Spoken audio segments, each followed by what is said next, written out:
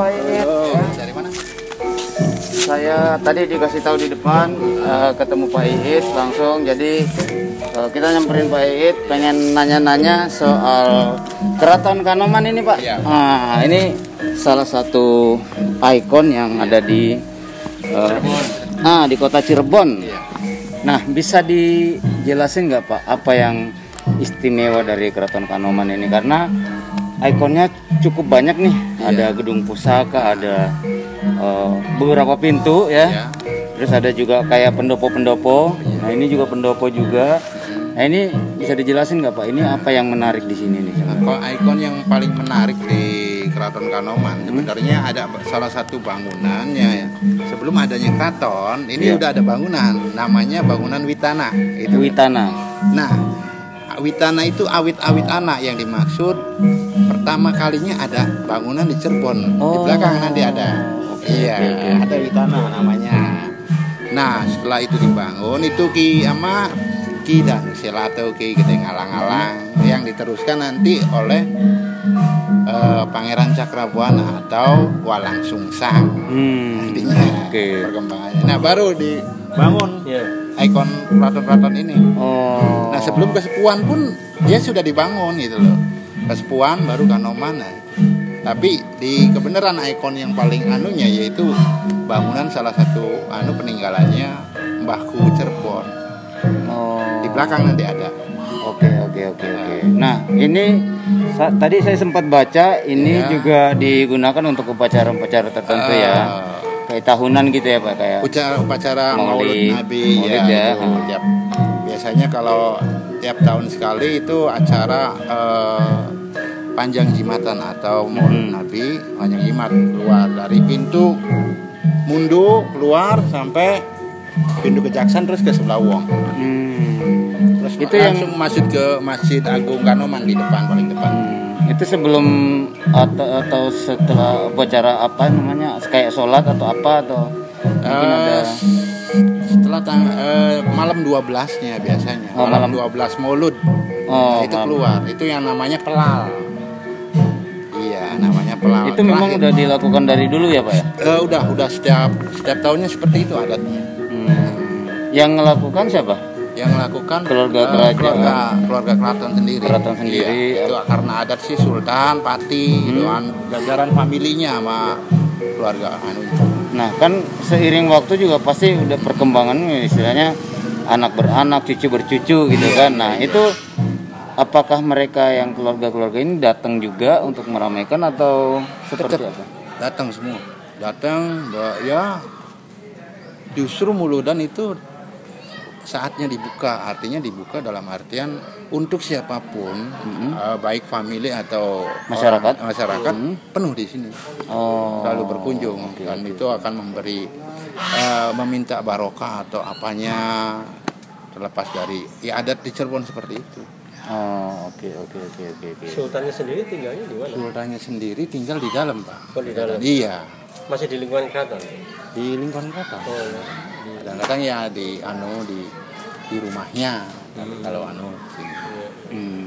Sekarang ini sultan yang keberapa ya Pak? Sekarang berarti 12 ke 13 ya. Sebenarnya siapa Pak? Sultan Amiruddin kalau yang anunya sih. Nah, ini kalau kita bicara soal pandemi nih Pak, kan lagi istilahnya lagi pada penurunan. Kemarin sempat ditutup nggak atau bagaimana? Kebenaran kalau menjelang pandemi ini kalau ditutup sih enggak, cuma ini agak berkurang, baik turis lokal maupun mancanegara itu agak berkurang, agak berkurang. Berkurangnya kira-kira berapa persen? Ada seperempatnya atau setengahnya atau? Setengahnya Bang. Setengahnya. Bahkan ya hampir. Berarti cuma berapa persen gitu tuh. Banyaknya nggak ada yang berkunjung lantaran ini pandemi ini. Tapi di masyarakat di Cirebon sendiri gimana? Apa tetap kesini untuk melakukan misalnya kayak kunjungan misalnya membawa keluarganya mereka untuk jalan-jalan atau? Tetap ada ya, kalau turis lokal atau tetap ada. Kadang-kadang setiap hari Sabtu atau minggunya, weekendnya itulah. Weekendnya biasanya datang berkunjung. Cuma antusiasnya nggak seramai sebelumnya. Sebelum corona tadi, sebelum pandemi tadi. Ini sih karena pandemi, jadi ya itu karena ada blokir itu. Iya. Jadi ya cukup lumayan aneh juga sih. Ya mudah-mudahan setelah vaksin digalakan, mudah-mudahan amin iya Pak. Bapak sendiri udah sempat divaksin? Alhamdulillah. Oh sudah. Udah divaksin belum? Kamu udah divaksin belum? Saya juga belum. Bapak udah ya? Udah.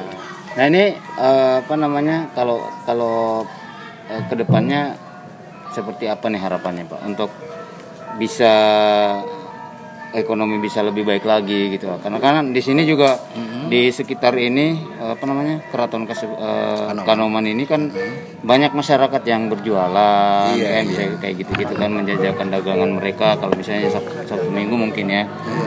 Nah itu mungkin sekarang nggak terlalu banyak gitu. Nah kedepannya seperti apa harapannya Pak? Ya harapannya sih kedepannya pengen stabil lagi, mudah-mudahan COVID-19 ini ya akan terselesaikan gitu loh, masa anunya berakhir, dan itu ya sangat mengganggu perekonomian sekali sih sebenarnya. Baik yang di pasar maupun yang di kalangan banyak kan keluhan sebenarnya Pak. Iya. Ya mudah-mudahan kedepannya ya akan COVID selesai, nanti akan kembali stabil lagi. Amin. Anunya sih kedepannya pengennya seperti itu. Iya sih Pak, semuanya juga. Iya, lagi mengeluh semuanya. Makanya kita pengen berdua nih, istilahnya punya misi itu touring Jawa Dwipa seri 1 ya, kita arah ke Cirebon dulu yang lumayan nggak terlalu jauh dari Jakarta, tapi kita pengen tujuannya kita cari tempat budaya, sejarah yang pengunjungnya mulai sepi terdampak pandemi, ya ingin kasih tahu ke orang-orang, ayo dong datang ke sini gitu. Jadi buat kalian yang belum tahu Keraton Kanoman, ini wajib banget dikunjungin kalau ada di seputaran Jawa Barat dan Cirebon. Bandung ke sini berapa kilo Pak? Nggak terlalu jauh lah ya. Nggak terlalu jauh. 2 jam atau 3 jam. 2-3 jam. Apalagi kalau lewat tol lebih deket banget, lebih cepat lagi. Tapi kalau naik motor bisa 2-3 jam lah. Kayak tadi kita dari Karawang ya. Bener ya? Iya. Nah, kita tadi dari Karawang ke sini naik motor tuh sekitar 3 jaman lah di jalan. Tapi karena banyak berhenti ambil foto sana sini, nah kita agak bisa sampai 4 jam gitu. Nah,